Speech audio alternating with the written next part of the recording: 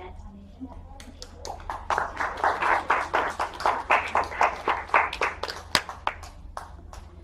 So thanks. So panelists, our student panelists, if you can come on up here behind your name, or if you want to confuse us, you can have someone else's name. I don't know. I'm going to call everybody up here.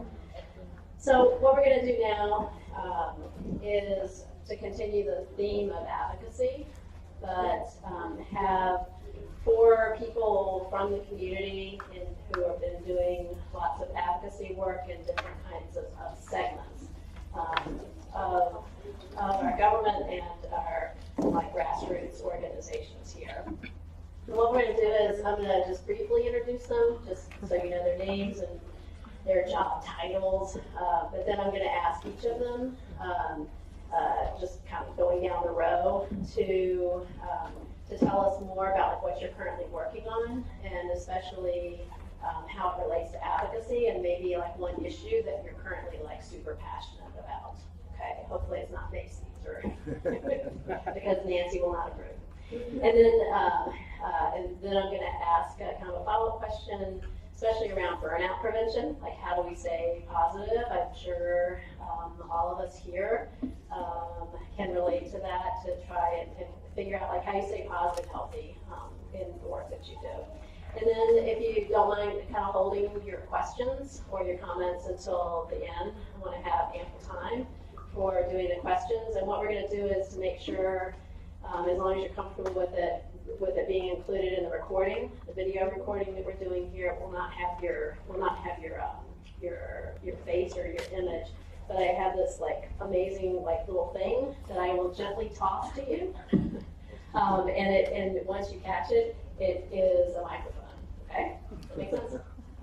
And I promise I will not knock you out with it. It's not nice and soft, and it's very cool. I'm gonna take it. Okay.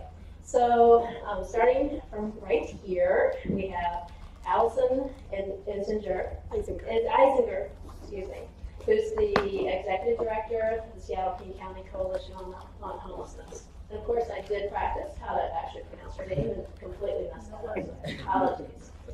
And next we have Jason McGill, who some of you know already, who's the program manager with YouthCare's University District Youth Center, right here in the new district. And then we have Krystal Koop, who is a graduate of the school right here.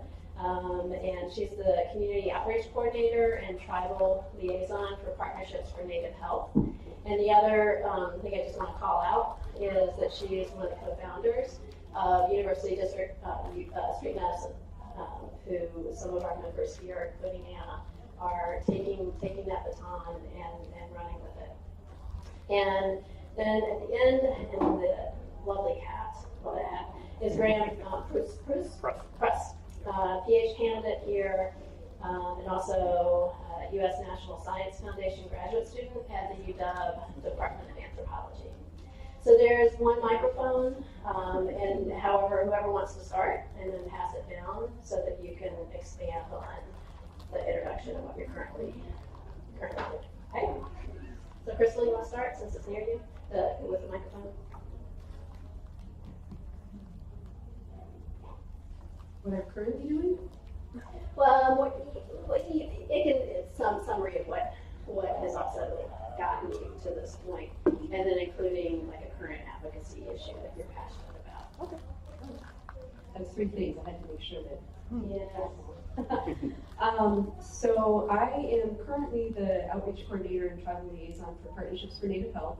It's a research department at WSU. We have a satellite center here in Seattle. And what we do is we do health disparity research, and we also do kind of intervention check research. So, do these particular interventions work for this population? Or can we take this evidence-based practice that is already shown to be effective, and can we put some cultural aspects into it and then show that adding that cultural piece is really important. So in working with American Indians and Alaska Natives, can we take a Western model, evidence-based work, and add that cultural piece so that it's more relevant? And then we check the efficacy for that.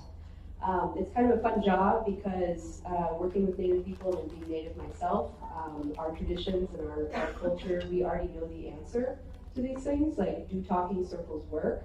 The answer is yes.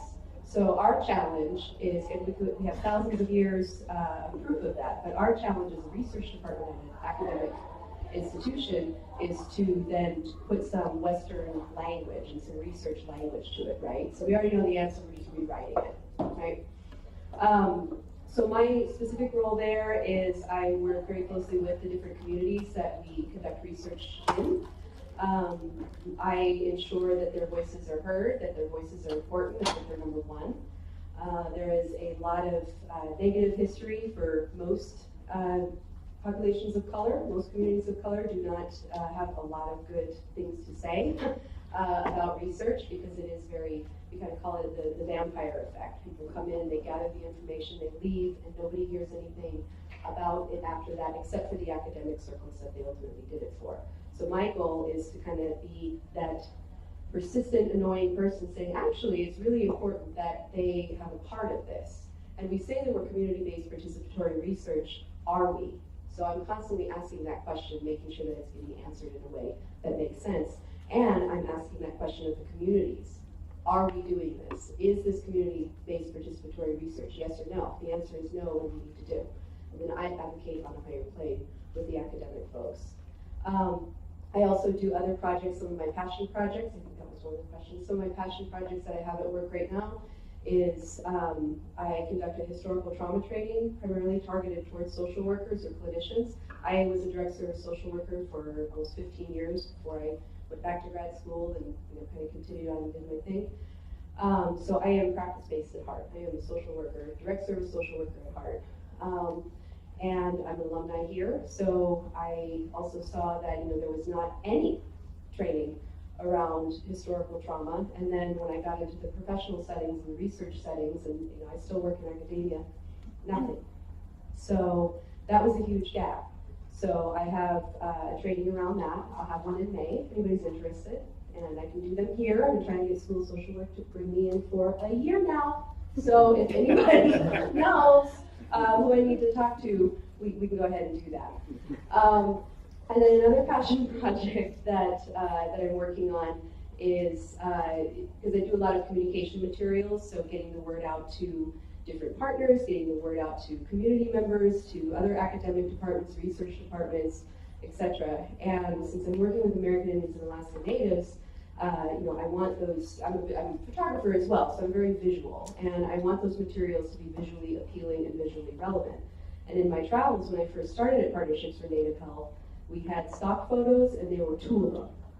And this poor lady is on the Alzheimer's brochure, she's on the diabetes brochure, she's on the suicide prevention brochure, you know what I mean? So the same poor stock photo lady is representing the entire community and representing all these health issues too. And I'm like, this is crazy. This is unacceptable.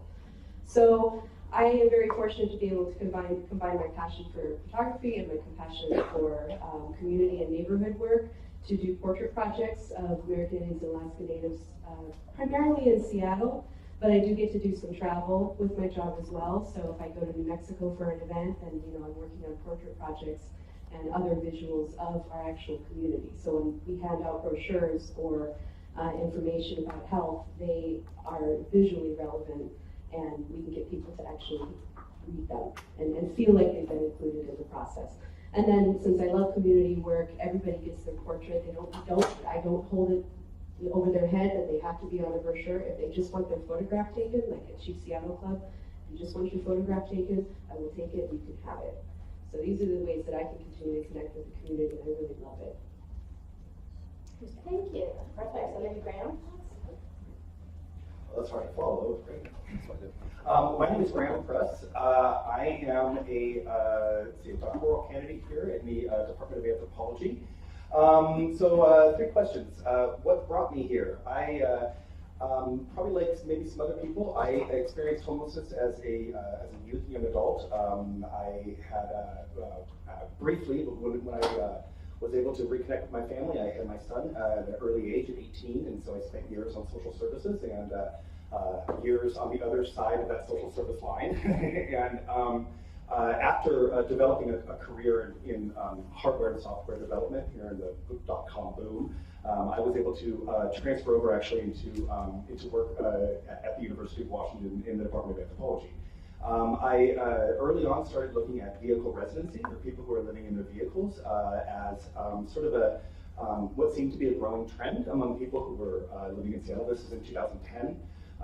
And started working with Alison down at the end around doing some of the accounts stuff and participating in the one-night count and doing a lot of work around sort of trying to understand vehicle residency. Helped to start the safe parking programs here in Seattle and worked as the outreach coordinator for that for 2 years. And so during that I worked with about 1,000 people or so throughout the city who are living in their vehicles trying to connect with housing and social services. And then after that, I served on All Home, and I was on the executive and governing board, and then returned actually here to the UW to finish up to work my PhD. I'm currently wrapping up my dissertation work, so I'm pretty busy doing a lot of writing around that. But I've spent the last 2 years running a nonprofit called WeCount. I don't know if anyone's ever heard of it, but it's I don't have to get into it, so things completely separate. I basically, so my passion is like, I think many others, is grounding. It comes from doing the work, from living the experience, but also trying to create spaces where we can hear the voices of people who are in our communities who often don't have their voices heard. As part of that, I am a community liaison for the City of Seattle for the unhoused community, and so I work with this City of Seattle and the various departments when they do planning to help invite voices to the table of people who are experiencing homelessness. So that's part of what I'm doing right now is working on my, finishing my PhD, doing the community liaison stuff, working on the homeless research initiative, and a lot of what my research is really around is around vehicle residency, people living in vehicles, but specifically around sort of this global tradition of displacement and nomadic bias, and sort of how the people who are living in their vehicles, not just in vehicles, but many different forms of mobile shelters, are positioned outside of their society, and how there's this discrimination that holds people outside of the systems, right? And trying to find out how can we help to deconstruct that to make better ways, to enable better ways for people to connect with services that can help when they're looking for them. So something that I'm passionate about is exactly that work. I love work that is inclusive, that looks to break down barriers. I love work that is looks to sort of challenge these hegemonic ideals that would separate us, that opens up spaces for ideas that are counter to the sort of stereotyping norms. And in particular, I do a lot of work. I've done a lot of work here in Seattle and the county, as well as I'm working with some groups across the country around safe parking programs. And specifically, I'm very interested in how can we include the many people who are living in vehicles into our emergency shelter systems. I'll probably talk about this later, but 53% of people who are living on the streets of Seattle, who are unsheltered in Seattle, are living in their vehicles. In King County, that's 3,300 people across King County are living in their vehicles, and there's virtually no parking spaces for that population in our emergency shelter system. So that's sort of my passion lies. Thank you. Thank you. So maybe Jason next. Hello, I am Jason McGill, the program manager at our University District Youth Center with YouthCare, which is just a couple blocks up the road, 15th and 45th. And my role there is really just to oversee the program, day-to-day program operations, the daily staff tasks and things like that. And really just like focusing on like what is moving people from when they come into our door, what is going to get them moved along. So if you're not familiar with what an engagement center is, it's a new term, I guess, ish, as opposed to saying drop-in center, because we don't want it just for folks just to drop in and just do nothing. We want folks to come in and be engaged on various different levels, and it's really up to that individual of where they're at and why they're coming in to really identify like why and where do we need to go with them. that's really the overall gist of what we do. Basic needs stuff like meals, providing meals, hygiene, clothing, getting folks connected to case management is really vital. It's important to their journey of getting out of homelessness, and not just getting out of homelessness, but sustainably getting out of homelessness, which is a big component there. My passion, I have several passions. One passion that I can really think about right now that kind of correlates to all of this is really focusing on like racial equity, coming from, surprise, a black man, right, saying racial equity, but that's really important. Spoke to it, oh my gosh, like incredible there. But I don't think a lot of folks understand, like disproportionately within Seattle, King County, our black and brown folks are overly represented within homelessness. Not just youth and young adult homelessness, but just homelessness in general. Our LGBTQ community is overly represented. And then if you break those communities down, like CSEC and things like that, again, it goes back to black and brown folks are like overly represented within homelessness. Jason, sorry to interrupt. There's just some people might not know what CSEC is. Oh, CSEC is sexually exploited youth. And and our foster care system is a big component to that as well. I don't have a long introduction, but I'll just leave it there. Thank you. Alison. Thank you.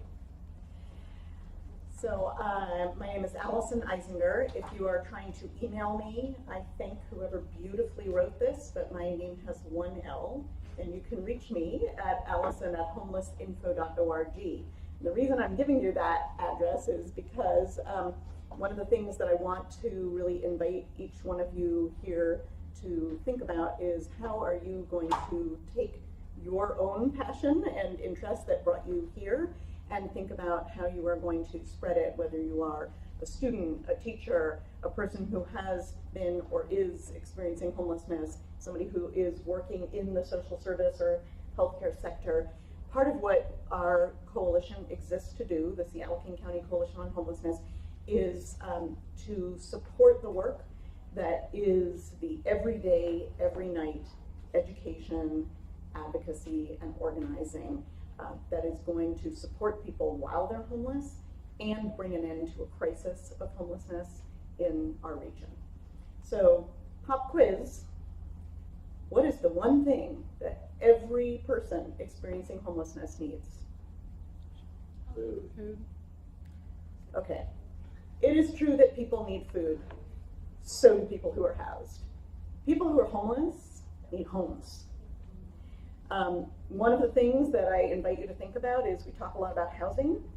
I don't live in housing, I live in a home, right? So one of the things that I think we need to start doing is really talking about the homes.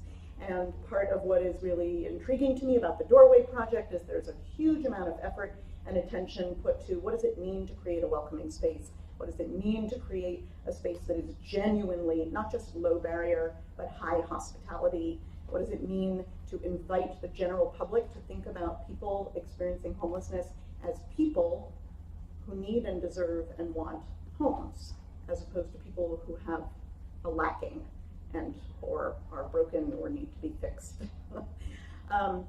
So that is my intro of myself, in part because I am feeling incredibly impatient these days.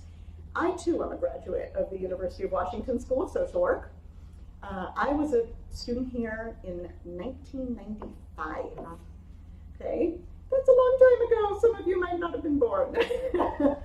And before I came here to be a student, I dropped out of college and I landed in a job as a children's advocate for kids who were homeless in New York City at the height of what was at that time a shocking new phenomenon.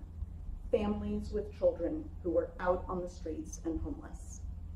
So after 30 years, that shocking new phenomenon is a horrible, entrenched fact in every community across this country. And it is not normal, but we are normalizing.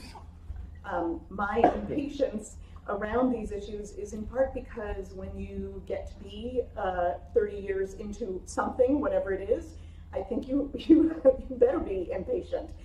There is a huge gap, I think, between what people need in our community, and I'm going to assume that if you're here today, you understand something about the nature of the need right here, right in this building and around this building and all across King County. There's a huge gap between that need and what we are doing to respond. So the fact of the matter is, 5 years ago, when my organization, the Coalition on Homelessness, was still organizing the annual one-night count of people who were homeless, there was a terrible number of people who were without shelter just on one night.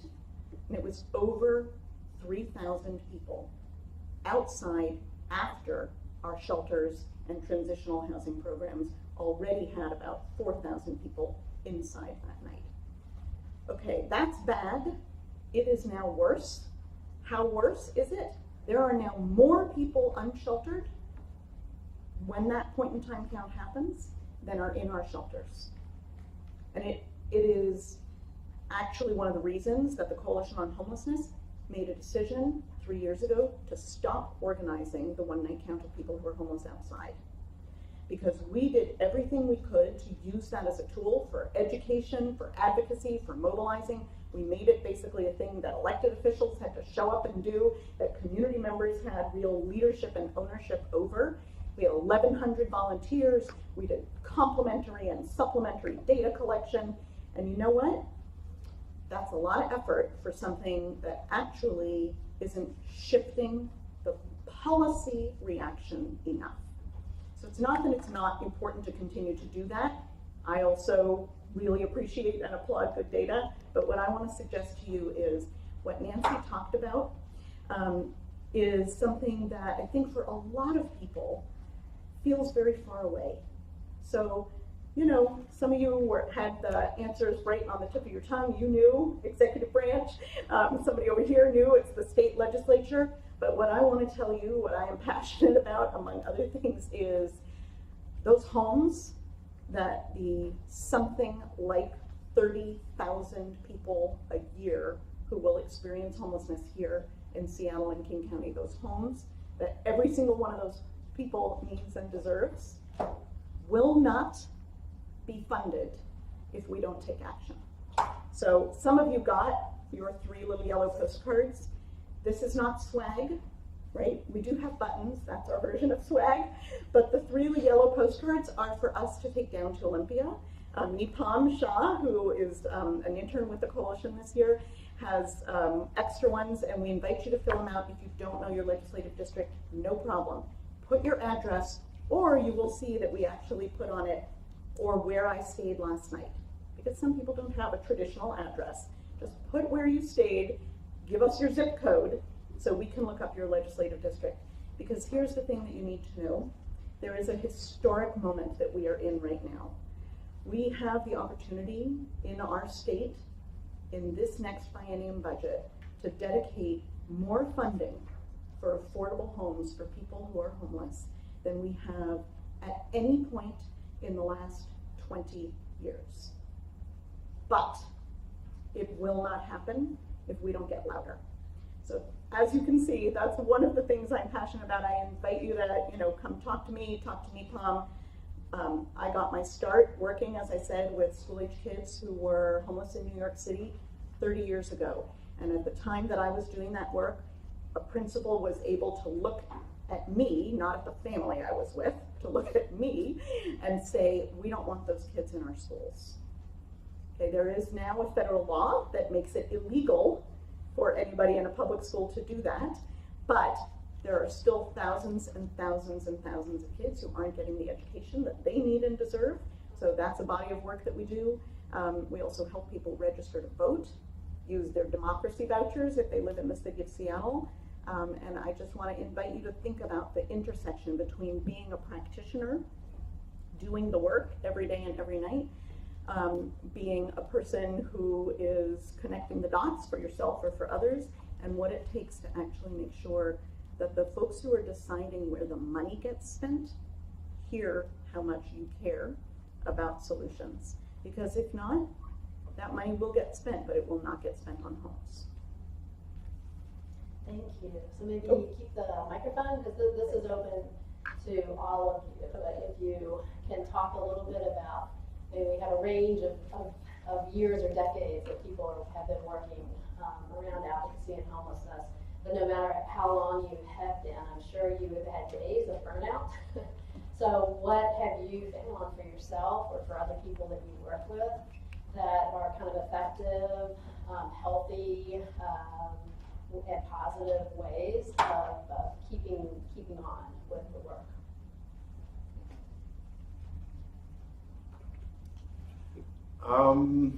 What is that? Yeah, looking at Laurel here, who's been in the game for a while. What is one thing that keeps me going? Just remaining optimistic, because if you're not optimistic that we can end homelessness, youth and young adult homelessness, or just homelessness in general, you can lose focus and just get discouraged, and you know, just perpetuates the cycle of like the lack of compassion that folks have when you're walking by someone who appears to be homeless, and you know, you don't even say hi to them, you know, and a lot of times that's all folks are looking for. It's just, hey, how you doing? So yeah, just remaining optimistic about just trying to end it, because we can end it. It's not. It doesn't have to be difficult. We just need more funding, resources as far as like homes, which is, I love that. Just changing the language on that, because that is important. So yeah, just remaining optimistic, just knowing that you know, there's good folks out there. Thank you. So one of the things that I do, and I definitely did when I was carrying a caseload, was reminding myself that these are people.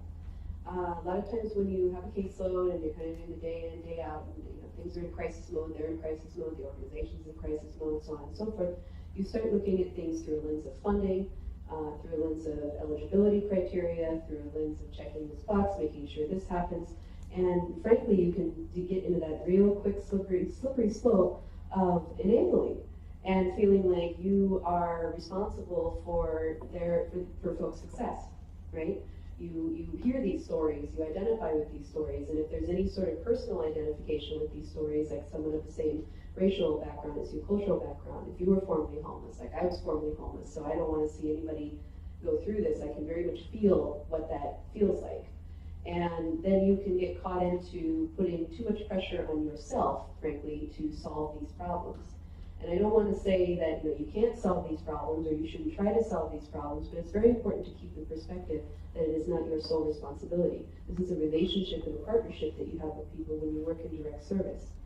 Also, it was really helpful for me and continues to be helpful for me because now I don't carry a caseload. Now I'm kind of pro bono, semi-retired, do it because I love it. And which is nice because I don't have eligibility criteria and numbers and data and all that kind of crap that goes with a lot of this. But I very much remember how that went. And what helps me now, because you can burn out just doing it pro bono too, right? And what helped me then was really looking at people as people.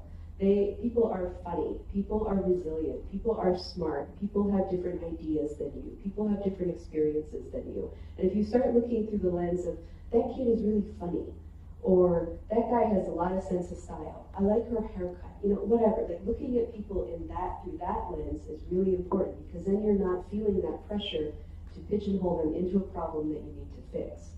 And then you can walk away from your day going, I had a good day and they had a good day because we made each other laugh. Because they came in today, because we went outside and it was sunny. And it just kind of brings that perspective back of like, this is a human experience that we're having, and we can have it together. And it really does break down some of that barrier of the power differential that you have when you're a case manager or some sort of provider, especially like healthcare provider and things like that. So bringing it back to basics is really important and really, really good for your self-care and something that doesn't cost anything. Massages are great, but they cost money, right? And I highly recommend those too. But they cost money, but this is just a small thing that you could do every day. It's actually really a big thing that you can do every day because, again, that's why we're doing this, right?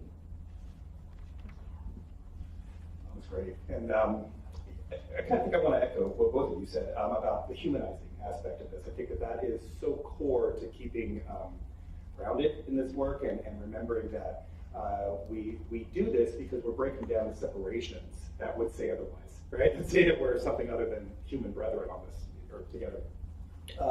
And I think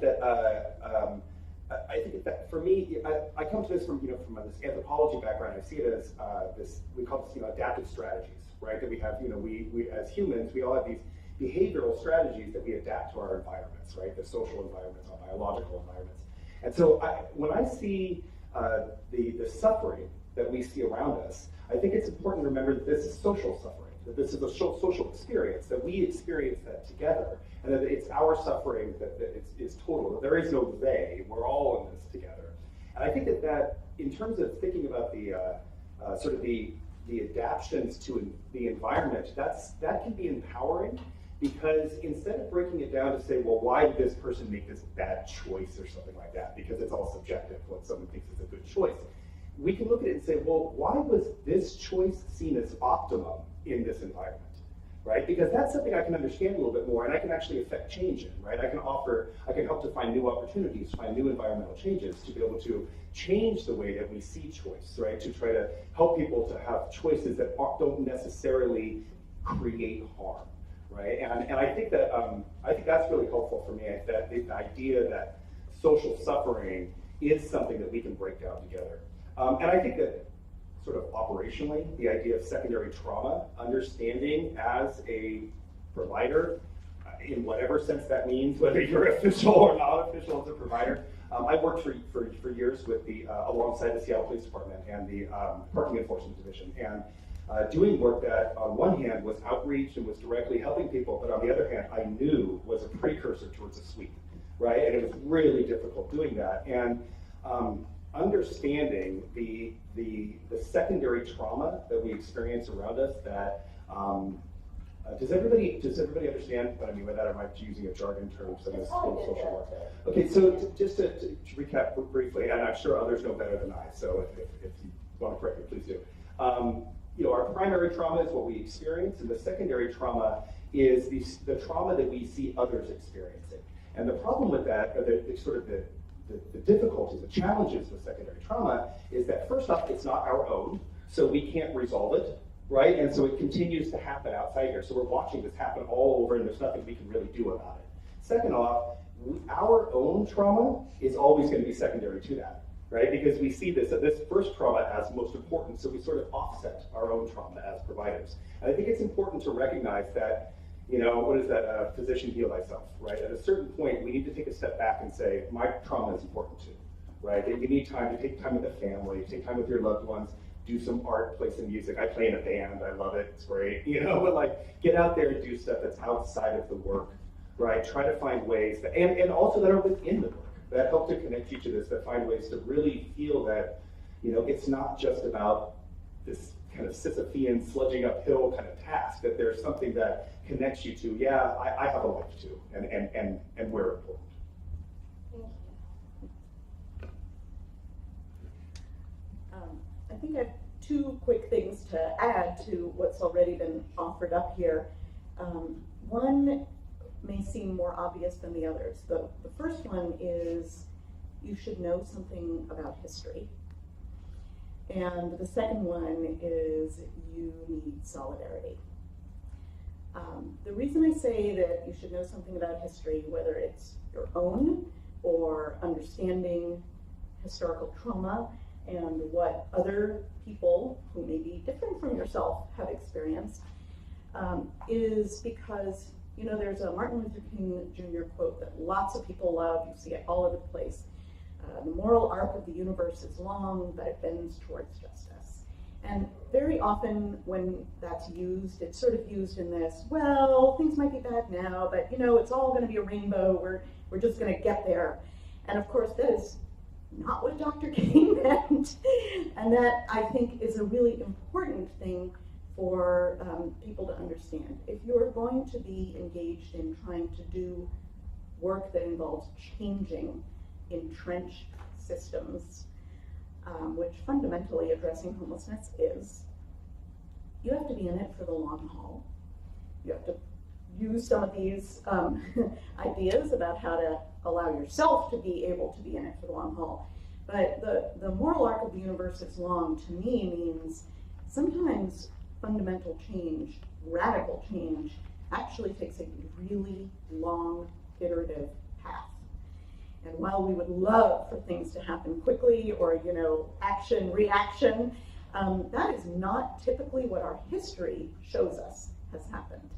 And the history of, for example, the civil rights movement in this country is a really great example of that. There are some huge, dramatic changes, and then there's some stuff that 400 years of work means it's still not done. The other thing that I mentioned is solidarity. Really, I have worked in both social work and public health for many years, and when I became staff at the Seattle King County Coalition on Homelessness, part of the reason that I did it is because I realized that was the thing that I had been looking for when I was a direct service provider. Because no matter how good you are at what you do, no matter how much compassion you have, no matter how much you take care of yourself so you can help other people do what they need to do, you fundamentally are working within systems that are inadequate. And you have to have contact with other people who are also working within systems that are inadequate, so that you don't feel like you're doing it yourself, so that you can cross-fertilize, so you can identify points of intersection and opportunities to apply pressure. I don't just mean this to like plug the coalition because it's great. I think that is why the coalition exists. We meet the third Thursday of every month from 9 to 11 a.m. at the Southside Commons. And it's a chance to meet people who are doing work in a lot of different ways around this issue, and to come together and try to have a bigger effect than any one person, one program, or one agency can. For example, our next meeting, Thursday, March 21st, 9 to 11 a.m., Seattle Police Chief Carmen Best is going to be coming to be in dialogue with our membership, which could be you, about issues related to people experiencing homelessness. That's not a coincidence. We worked for a long time to get Chief Best to come. And that is a really important opportunity, I think, for you to consider how you might want to ask some questions that are big picture questions to kind of help move the big picture forward. Thank you. That's really good. So some common themes I just want to kind of echo. Teamwork. That, you know, we can't do it alone, and then also having a variety of people from different disciplines, different walks of life, different experiences, whether it's expert by experience, which is a British term, which I love, instead of consumer that we use here. That is really what can help us be more effective and to prevent negative kinds of things coming back on ourselves. And one other thing I just wanted to add on here, taking that long view, that I've learned from Nancy Amadei to tag on here is if, specifically like around the state legislature and some of the issues you might have been really passionate about, and maybe have been down in Olympia, and that if that bill died this year, don't despair, because it's incremental change, and that just means in terms of building those close relationships for the next time around. So I want to thank you all, panelists, and I have this wonderful thing here. So what I want to do now is to open it up for any of you to make, if it's a comment, try to keep it succinct, or if you have a question for any of the panelists, or all of the panelists, I will give you the box. Anybody? Yes. This is a question for Krystal.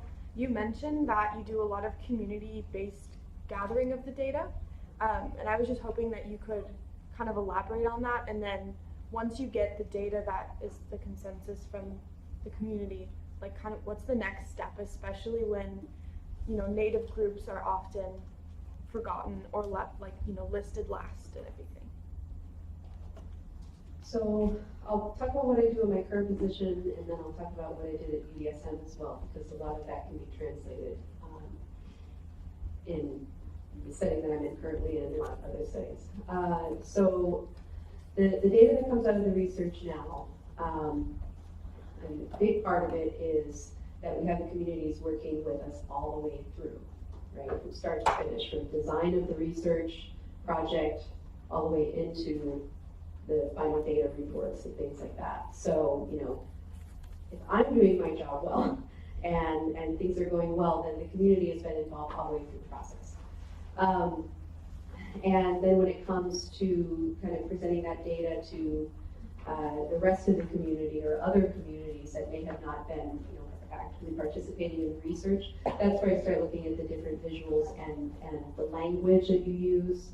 You know, really understanding and identifying your audience, checking in with your audience. I kind of joke that a big portion of my job is translating PhD speak. You know, taking that really kind of high-level academic language and not only answering what does that mean in like normal people language, but also answering the so what question, like for service providers and for community members. Like, okay, now we know this thing. And a lot of times the communities already know that thing. So they're ready for the next step of, okay, so what, now what? And so what I do is I gather visuals and I translate that material, and then I always check in with the communities as well. You know, is this making sense? Are there any other questions that, you know, we need to try to dig out of this stuff? And then we kind of make materials from there.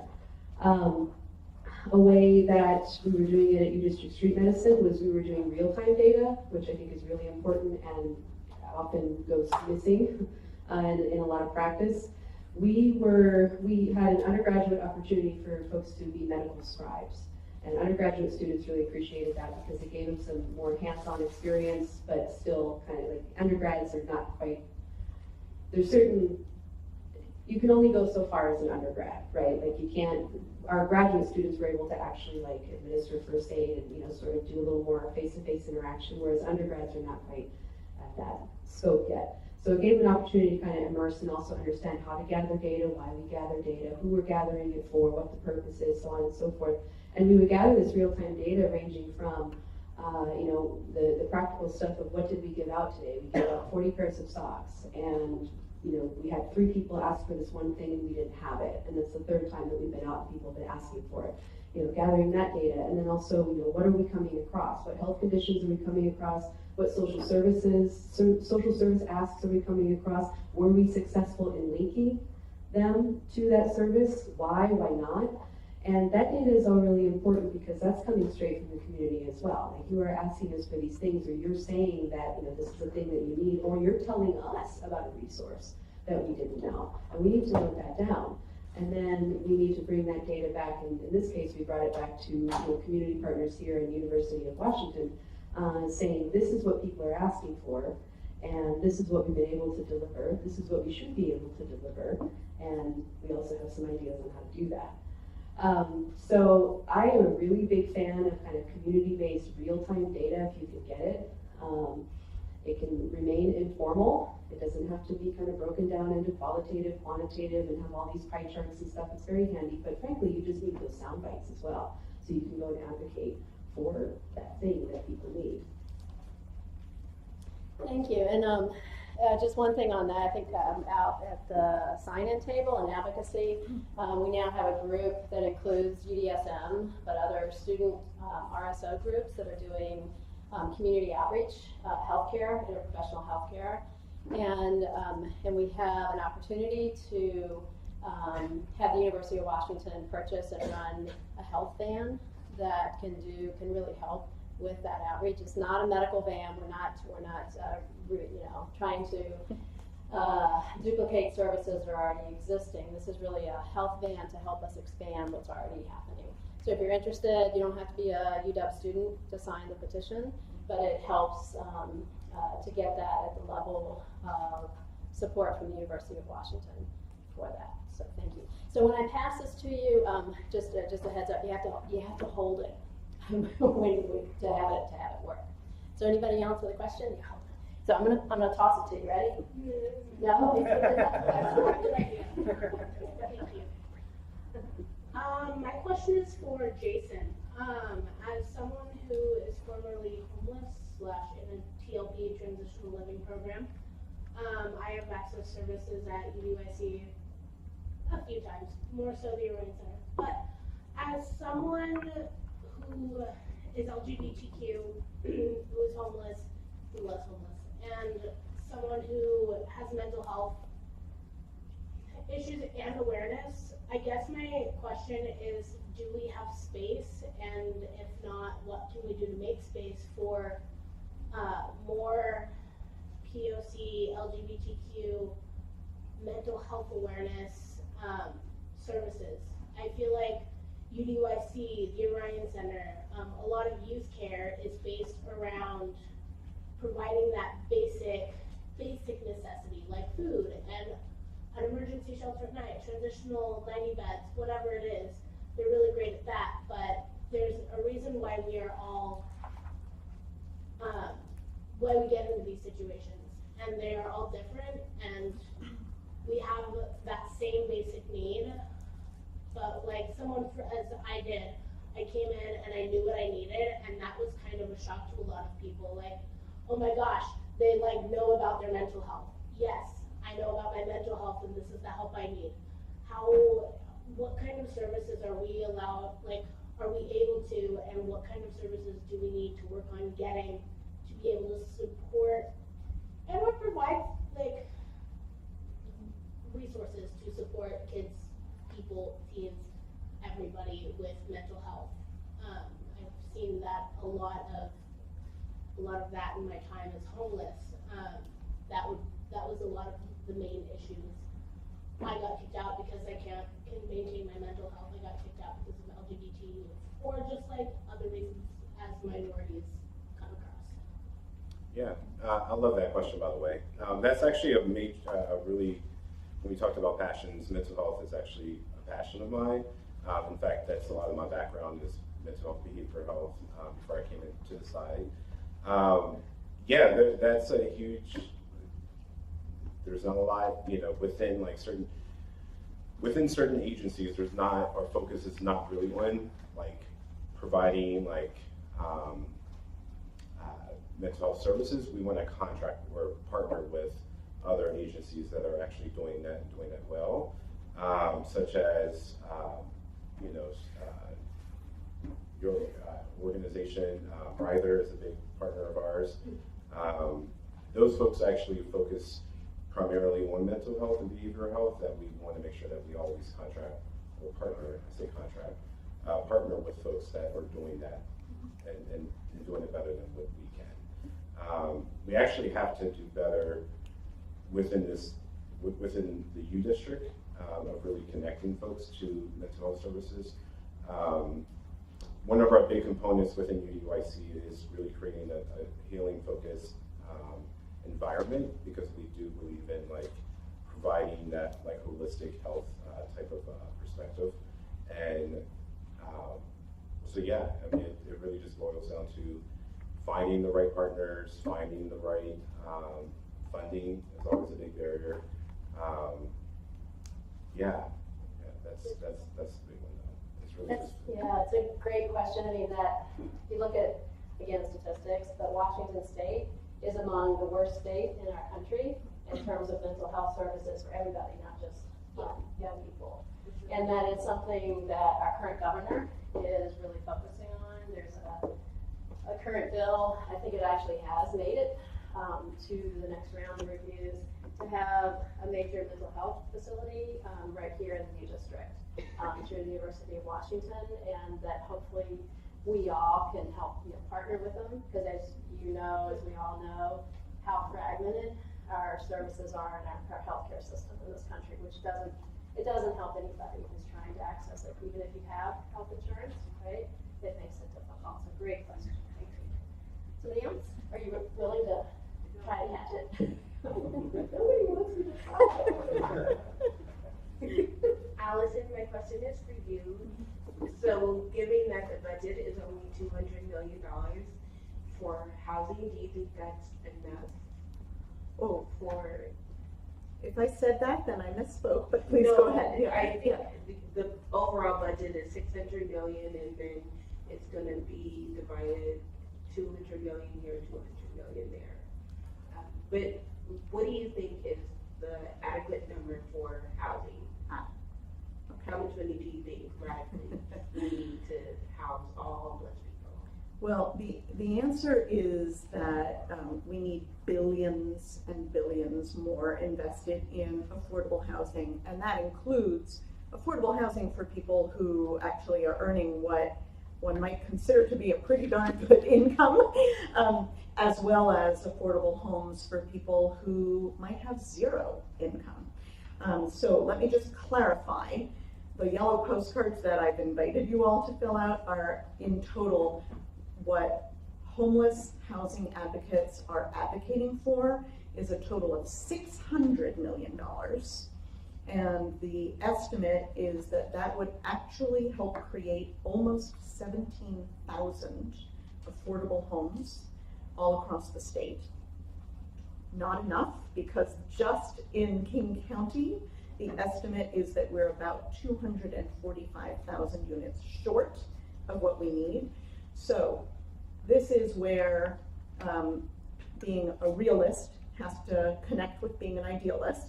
I think it's really important. The 200 million may have come from an investment in something that's called the Housing Trust Fund, which is such a terrible name because it makes you think of like people who have trust funds who never have to work. And if you have a trust fund, everything's hunky-dory. That is not it. The Housing Trust Fund is actually a really smart, limited idea that is essentially a way of saying the state's going to put some money in, and then they're going to pull federal resources and other dollars, and that pot will actually grow and allow us to buy and build more housing. So the total numbers are numbers that are big and that are going to require multiple different kinds of sources of funding. You know, one example that I like to remind people about is in Seattle. I mean, how many of you are registered voters in the city of Seattle? Okay, great. And if you're not registered, by the way, NEPOM remembered to bring voter registration forms, and he will be happy to help you get registered. Or Nancy all day. I know Nancy forgot the forms. Oh, no. Do it online. And also NEPOM knows how to help people register to vote when they don't have a residential address. So voters in Seattle actually voted to tax ourselves for something called the Seattle Housing Levy. Okay, we advocated, the Coalition on Homelessness and many other groups advocated for the housing levy to be 3 times as big the last time we voted on it as it had been the time before. And there were people, including then Mayor Ed Murray, who said, no, we're gonna do it twice as big. Okay, even at 3 times as big, it wouldn't have been enough, but it would have allowed us to create several hundred more homes that are affordable long-term. The answer in part is we have to, that's part of why we, the Homeless Coalition for Seattle and King County, work with the state coalition. Both of us work with national organizations. I mean, there has to be an investment at the city, at the county, at the state, and at the federal level because we are so far behind. For every 100 people or families that are low income and that need housing that they don't have to spend more than about 30% of their income on, for every 100 of those households here in King County, there are 29 affordable homes. So the math is, and as your question suggests, no one time, no one source is going to be the total answer. But I will tell you this, even our closest allies in the state legislature, even the people who are right there with us, have said very clearly, unless there is more volume, unless they are getting more calls, more emails, more postcards, and people showing up, by the way, at their town halls, which are coming up in the next few weeks here, in person to ask questions like this, it just won't happen because our state actually is far behind on a lot of really important things, including education investments. So we have to get as far as we can in this 2-year budget, and we will be continuing to work on every front beyond that. Thank you.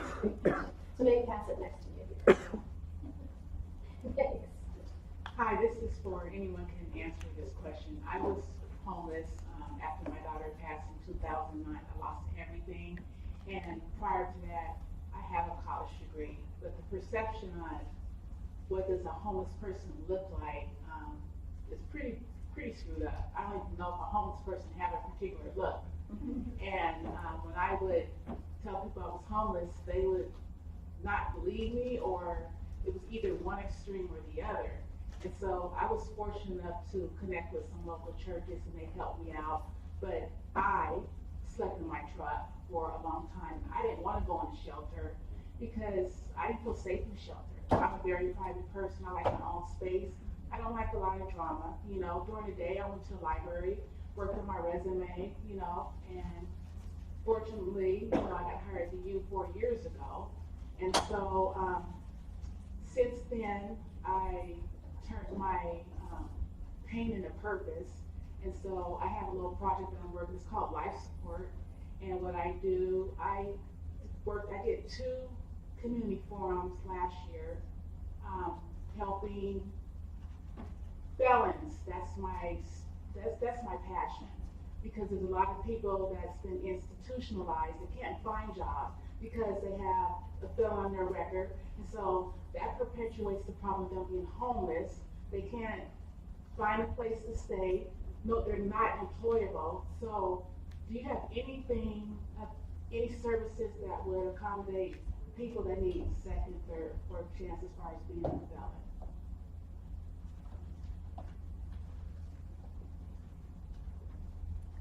Well, I can just say one thing is we would love to talk with you about our voter registration work, because in Washington State, people who have felony convictions can vote. You know, in Florida, the voters just voted to restore voting rights to people who have felony records, and everybody was so super excited because it affected a couple 100,000 people in that state. Here, we have had that as the law for 10 years, but most people don't know. So when you change the law and people don't know about it, it's almost like you didn't change the law. So it sounds like you are a wonderful person to help really us do our job well, and maybe work together on that. There have been some efforts, as you may well be aware, in the city of Seattle to pass what's called ban the box legislation. That helps ensure that people don't have to answer questions about their arrest or conviction history in early stages of applying for jobs or housing. But without that at a state level, it does become pretty hard, because people, generally speaking, are, you know, there are a lot of people who are affected who are not helped by the Seattle law. So that's just a brief piece. There is legislation currently in Olympia that we've been supporting to restore voting rights to people upon release from jail or prison. And that legislation is moving very quickly and looks pretty good, but you might want to raise your voice about that or help other people do that as well. Thank you for that question. So prior to coming to Seattle, I worked in San Francisco, and I worked with formerly incarcerated folks that were in and out of custody. And a lot of it was transition planning, and a lot of it revolved around work. Yes, because you need work so you can afford to live, so you can get the things you need to do, so on and so forth. And it's a huge barrier to have a criminal record. So a couple of avenues that I found were really helpful, that are not for everybody, but it's definitely great stuff to have in your toolbox. Union work is very accepting of folks with criminal backgrounds. Typically, the barriers that folks will get stuck on is you need a high school diploma or GED. There are resources for that. Doesn't matter if you have a criminal record or not. And a driver's license. And sometimes there's a little bit of cleanup work that has to happen with your driver's license and so on. And sometimes that can be a barrier that stops them. Oftentimes, it's just something that needs to be cleaned up or something that they've never had. So it's like, oh, good, we just need to go get the thing. So that can be a great track for folks because they don't screen for that. They don't even ask for that. I remember going to a job fair that had a lot of unions there. And I was talking to folks about that were representing the different unions. This was the Iron Workers Union. And I said, is there any barriers with criminal records or whatever? And the woman laughed and she was like, actually, it's kind of more of a prerequisite that you have a criminal conviction. I'm like, okay, Iron Workers Union, good to know. So, finding places like that can be really helpful. Another thing that I did was, you have really resourceful, creative, resilient folks that are trying to make it with a criminal record. And a lot of times the skills for the convictions that they have on their record involve a lot of transferable employment skills.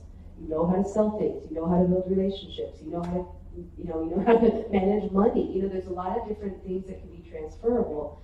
So how do you turn that into a resume? You just code switch a little bit, right? So you work with them on that, and that can be really empowering for them as well, because instead of that, I have a criminal record and I don't have a traditional job history, so I guess I can't get a job, I don't have any skills or abilities, I don't qualify for anything. Maybe we can reword that, and you do. But the buck doesn't really stop there. You have to have the paperwork for that, right? And that's where you can really work with the people with the criminal records to kind of figure out what that language looks like, pull out those skills, see what ones are transferable. But then the other piece of that, which is oftentimes the harder piece and involves more legwork, but very, very worth it, is going out to different employers and seeing what their policies are thus far. Why would it matter if they have one? Because some people, it's just kind of this blanket issue thing. And it's like, well, actually, have you ever considered, not having that be your policy? Or if you have a specific person in mind that would be a good fit, doing that kind of individual advocacy of, I have someone that I think would be a great fit for your shop. And then kind of building those relationships there. So then you're kind of connecting both those pieces together. And frankly, once, it's kind of that saying of, one bad apple ruins a bushel. Well, one good apple can open a lot of huge doors, right? And that can be really, really motivating for that person that's the pioneer, and really, really motivating for the people that are coming after that person. So finding those spots where you can just put those little sparks and building from there is really crucial. And going back to that self-care kind of like, how do you keep going in this work? Making those connections can definitely keep you going too. So first, thank you both for saying what you did, because those are great answers, and I can't even touch those answers because those are perfect in terms of what to actually do. It's great that those resources are there. I also want to say, again, congratulations, really well done, and keep up the great work. Obviously, it's amazing to hear your story. I think that I think that you bring up an important point about people living in their vehicles, and that I think that one of the things that we see is that for many who are living in their vehicles, it is a form of affordable housing for a lot of people, and that they're turning towards a vehicle and see it as a home in a long term, which can be difficult because they often, as you mentioned, may not want to give up the camper truck to get into an emergency shelter because they see it as much more valuable than the emergency shelter. I think that there's a lot of work that can be done there as well around advocating for programs that offer parking spaces for people who are living in their vehicles. There's abysmally low support for people who are vehicle residents, and being able to find ways that can empower that vehicle as a safe space that becomes a transitional shelter space to help transition somebody into permanent supportive housing, I think is key. And we really need more work around that, because so many people are finding their vehicles as their optimum shelter, and for good reason, right? I mean, from their own perspective, and it's I think that it's a solution that we shouldn't put on that person, right? We shouldn't say it's up to you to find your way to fit into the emergency shelter system. We should look at it and say, how do we find ways to fit the emergency shelter to what your needs are? So, thank you for that. Yes, thank you for the question, the comment, and also speaking up about like who looks homeless, right? Which is kind of crazy. So we have time for one more question with the box. One more question for anybody before we go into the World Cafe? Thoughts? Good one. Sam. Can I throw it? I really like it. I wanted to go back a little bit to a question that was raised earlier that kind of started to hint at collaboration between services. And as like an interdisciplinary and also interprofessional group up here on this panel, I was wondering, like, from your perspective, what is a major gap in pursuing that collaboration? I know that for me, it's been one of the biggest barriers as a program manager at Roots is trying to get people coordinated across different places and not really knowing what's happening at any other organization. So for you, what has been a way that you could like overcome that barrier or possibly ways that you foresee it being overcome? One thing that comes to mind for me is funding and not like going after the same funding and trying to fight over the same funding. That's a huge barrier for positive relationships when you're trying to work across lines with different agencies. That's a big one. It's just trying to like figure out what can we both do with this allotted money, because it like everyone has said, it takes a team effort to do this and not just one individual person or agency can do it all. I'm just going back to the whole mental health is why we partner with other folks. It's because of that. We can't just do it all. It's really just trying to figure out how to balance all of that. If that makes sense. Yeah, it's just tough with, I don't know, but it's tough when we're competing for funding. We all feel that our services are so fundamentally necessary, and then it's like, oh, but if I don't get funding, then Exactly. So, but yeah. That's a great question. I think that one of the things that's really helpful is looking for those collaborative spaces, right? And trying and put ourselves out there and reach out to the other groups as we work with them.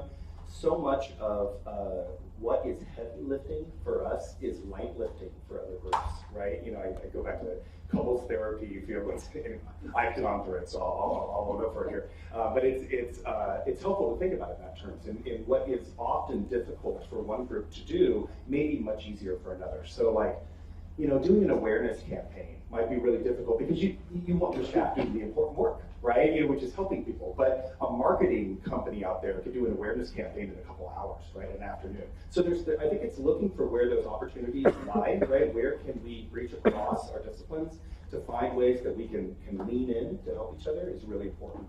And a lot of that is found through these collaborative teamworks, right? It's just trying to find spaces. Well, let's just get, don't spend too much time because we want to do the work, but where can we find time to take that? And then I think that also the de-siloing is, because you're talking about siloing, right? So much is that we're in these silos of people and information and funding, right? And there's so much of this, it makes it very difficult because the people we work with get trapped in these silos and they may not even see where other opportunities may lie. We end up competing with each other over funding. I think that that we, this is speaking to kind of the work that Nancy does, we need to push back on allowing these sorts of systems to be built this way, right? Currently, the way that All Home, one of the reasons why I'm not on a home anymore is because they've restructured to be now really funding driven, right? So the way that they do a lot of their organization and sort of planning really is driven by the funders. And that may seem to make sense because you go, oh, well, these are the people who are going to spend the money, but you miss the grounded elements of what's actually happening out there. So the funders may say, this is what's important to us. We really want to work with, say, veterans, for example, who absolutely need assistance. But if they're focusing all on veterans, you may be missing other groups out there that don't have a voice to speak up or aren't being heard to speak up.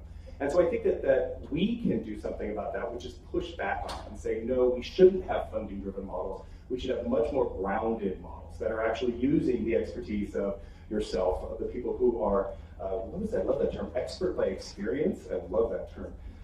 We need to, relying upon the expertise of the people who are utilizing these services, the people who are helping people connect with those services, to understand really where are the needs in our communities, right? So that's actually what we're focusing on.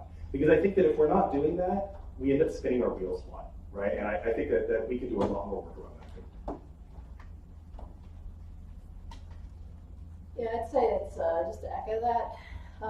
There's a lot of danger in having any of it driven by funders, because there can be very well-meaning people, but very out of touch with reality, and kind of pushing their own agenda and their own worldview about what an issue is and what the solution is. So yes, thank you. I'm not sure, but I think I heard in your question something about not knowing what's going on in other youth-serving organizations. So I want to just say, I think that is a real challenge of living in a large community with many different organizations doing similar or overlapping or related work. When you go to a more rural part of our state or any other state where there are really only maybe 2 or 3 organizations that are involved in providing services, it's a little different because everybody really knows everybody else, and there is sort of, in some ways, an easier way to exchange and share and partner. They have other problems. So I think some of it is now a responsibility of a direct service provider to understand and know what is going on out there. The U District actually has a convening that I'm sure you are aware of. The coalition serves that role in part, and it's part of the job to know what's going on in other places.